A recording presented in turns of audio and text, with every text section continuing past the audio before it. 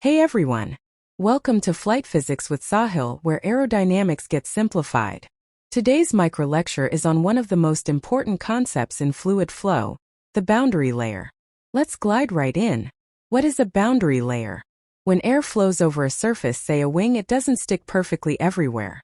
Right at the surface, due to viscosity, the fluid has zero velocity. This is the no-slip condition. The thin region near the surface where the velocity transitions from zero to freestream is called the boundary layer, a concept introduced by Ludwig Prandtl in 1904. We define boundary layer thickness, delta, where the local velocity reaches about 99% of freestream velocity, U infinity. There are two types of boundary layers: laminar, smooth and orderly. Example, Blasius solution for a flat plate. This is equations for Blasius solution.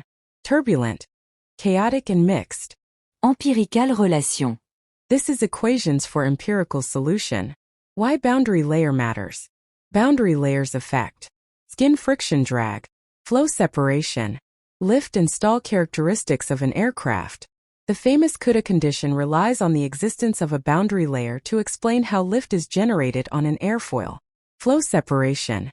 If adverse pressure gradient acts on a boundary layer, the flow slows down and can even reverse, leading to separation, a key cause of stall. And that's boundary layers in 2 minutes. Like, share, and subscribe for more aerospace insights. Until next time, keep